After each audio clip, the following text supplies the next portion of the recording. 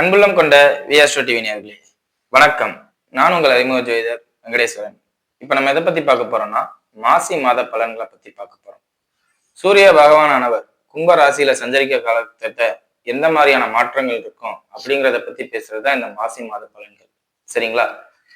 பலன்களை பத்தி பார்க்கறதுக்கு முன்னாடி எந்தெந்த கிரகங்கள் எங்கெங்க இருக்கு, எப்பப்ப பயிற்சி ஆகுது அப்படிங்கிறத பார்ப்போம். சூரிய பகவான், புதன் பகவான், ராகு பகவான், இவங்க 4 பேருமே, சுக்கிரன் பகவான் உட்பட இவங்க 4 பேருமே கும்பராசியில தான் இருக்காரு. சனி பகவான் மீனராசியில இருக்காரு. சுக்கிர பகவானானவர் மாசி மாதம் 17ஆம் தேதிக்கு பின் மீனராசிக்கு சஞ்சரிக்கிறார். அதே மாதிரி குரு பகவான் மிதுன ராசியில இருக்கார்.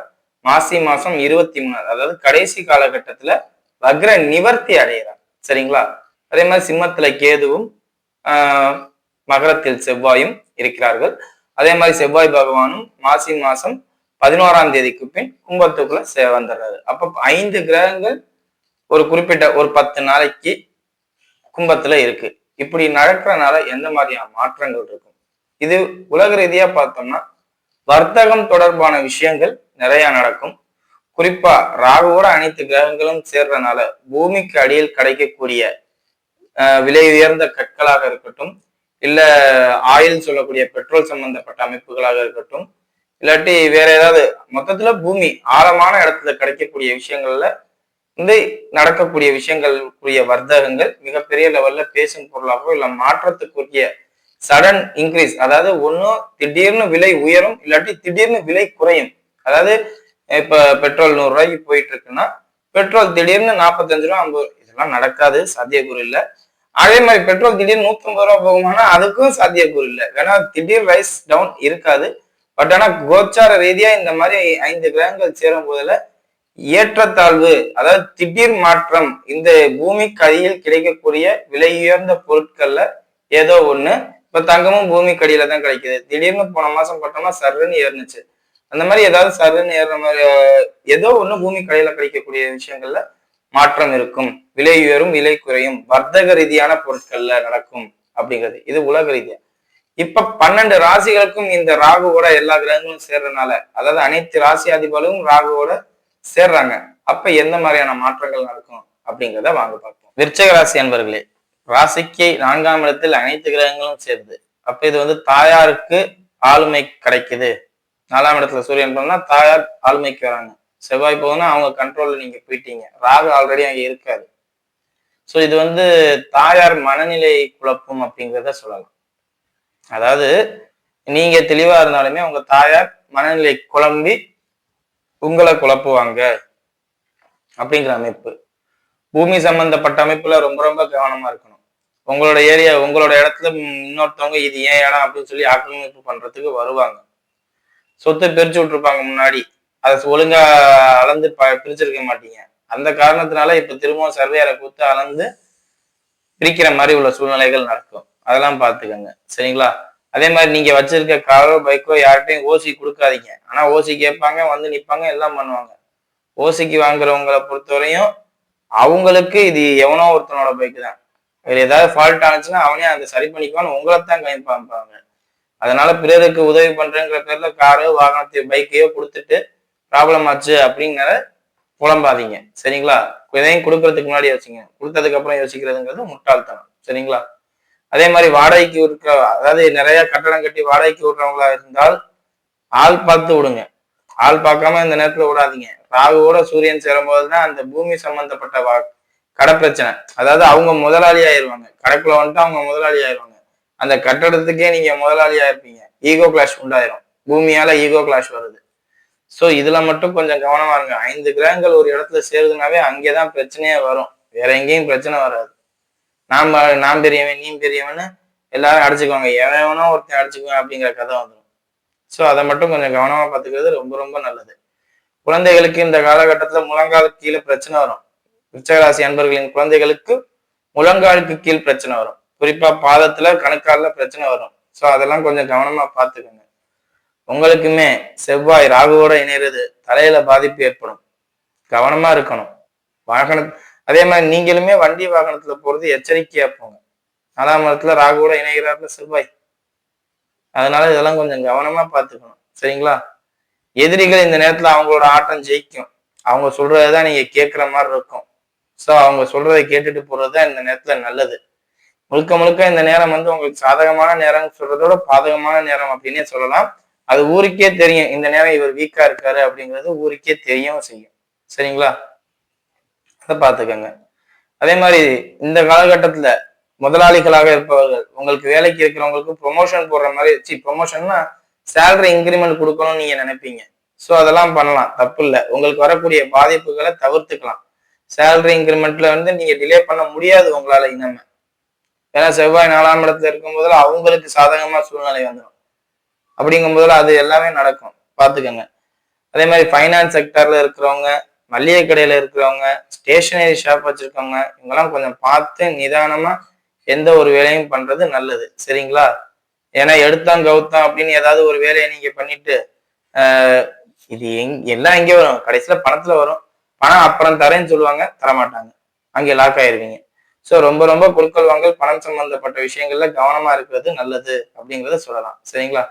வெளிநாடு சம்பந்தப்பட்ட அமைப்புகளை பொறுத்தவரை உங்களுக்கு இந்த காலகட்டத்துல யோகமாகவே இருக்கிறது. செயல்படலாம், ஸ்டெப் எடுக்கலாம். சரிங்களா? அதே மாதிரி பூமி சம்பந்தப்பட்ட அமைப்புங்கிறதோட குழந்தைகள் சம்பந்தப்பட்ட அமைப்புமே நல்லா இருக்கு. நீண்ட நாட்களுக்கு பின் குழந்தைகள் உங்க வீட்டுல மீண்டும் பிறக்கிறதுக்கு உண்டான சூழ்நிலைகள்லாம் நடக்கும். சரிங்களா? இப்ப வாங்க நட்சத்திர ரீதியான பலன்களை பார்ப்போம். விஷாக நட்சத்திரக்காரர்கள். விஷாக நட்சத்திரக்காரர்கள் பொறுத்தவரையும் நட்சத்திராதிபதி குரு. மாசி 23க்கு பின் எல்லாமே நல்லா இருக்கும் அப்படிங்கிறத சொல்லலாம். மாசி 23க்கு பின், ஏன்னா அதுவரை குரு வக்ர நிவர்த்தி ஆகாம இருப்பார். உங்களுக்கு எல்லாமே ஃபால்ட்டா இருக்கும். மாசி 23க்கு எல்லாமே மாறும். இப்ப வெளிநாட்டுக்கு பணம் கொடுத்து நமக்கு வேலை கிடைக்குமான்னு இப்ப குழப்பத்துல இருப்பீங்க. இப்ப ஏதாவது ஒரு மருத்துவ செலவு பண்ணிருப்பீங்க, இது சரியாகுமா சரியாகாதா அப்படிங்கிற மாதிரி ஒரு பெரிய வியாதியில இருந்திருப்பீங்க. எல்லாமே அது பின்னாடி மாறும்.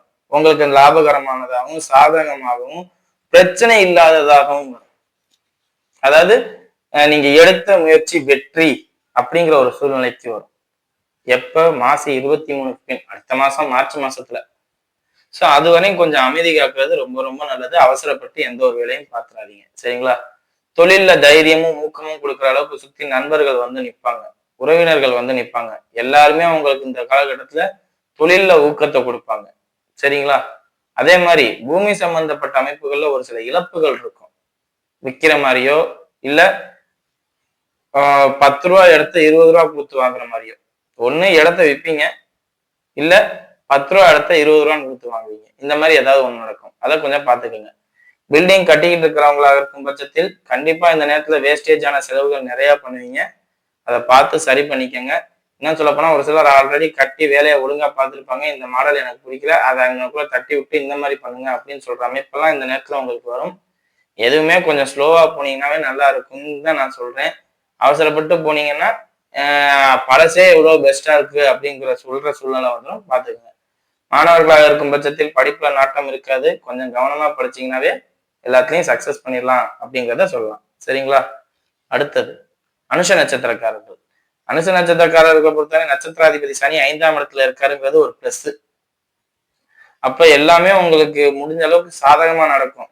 சுத்தி எவன் என்ன போக்குல வேணாலும் போகலாம், நான் நல்லா இருக்கேன்டா அப்படிங்கிற மனநிலைக்கு வந்துருவீங்க.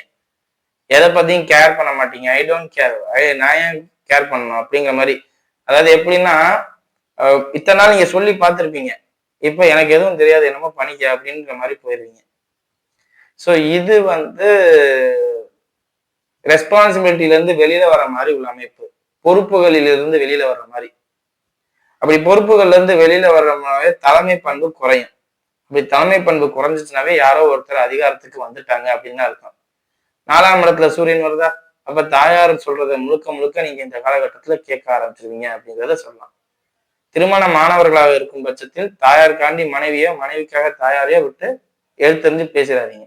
யாரோ ஒருத்தவங்க அப்படிங்கிறத ஸ்டேபிளா வச்சுக்கோங்க. 2 பேருமே நமக்கு வேணும். யாரோ ஒருத்தவங்க ஸ்டேபிளா வச்சுக்கோங்க. அதாவது இவங்க சொல்றதை கேட்போம்னு வச்சுக்கோங்க, ஆனா 2 பேருமே வேணும் நமக்கு அப்படிங்கிற மாதிரி உள்ள மைண்ட் செட்டுக்கு வந்துருங்க. சரிங்களா?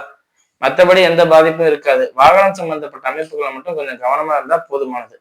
வருமானத்துக்கு 4 பக்கமும் வருமானம் வர மாதிரி உள்ள சூழ்நிலைகள்லாம் வரும். எல்லாருமே உங்களுக்கு இந்த காலகட்டத்துல உதவி பண்ணுவாங்க. தொழில் ரிலேட்டடாவோ வேற ஏதாவது விஷயத்தினாலயோ பேசி உங்களுக்கு வருமானத்தை அதிகப்படுத்துற மாதிரி உள்ள சூழ்நிலைகள்லாம் கொடுப்பாங்க. அதெல்லாம் ஒரு குறை இல்லை. சரிங்களா?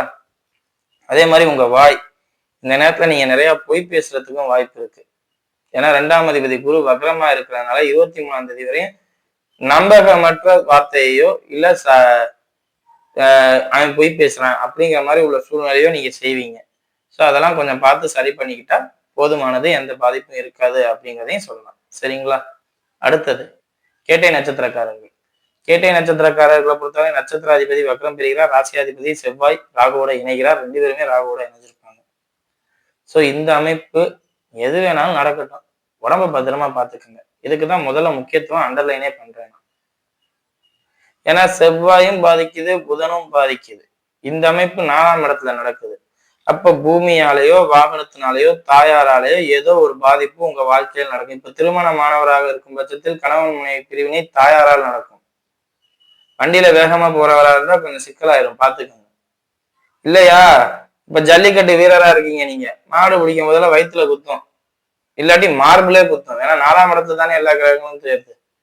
கேட்டை நட்சத்திரக்காரர்களுக்கு மார்பு பகுதிகளில் கரங்கள்ல குத்திரும். ஸோ ரொம்ப கவனமா இருக்கணும். எதுக்கு வேணாலும் முக்கியத்துவம் கொடுங்க, நான் வேண்டாம்னு சொல்ல. ஆனா உடம்பு தாண்டிதான் எல்லாம் அப்படிங்கிறத தெளிவா இருந்துக்கங்க. சரிங்களா?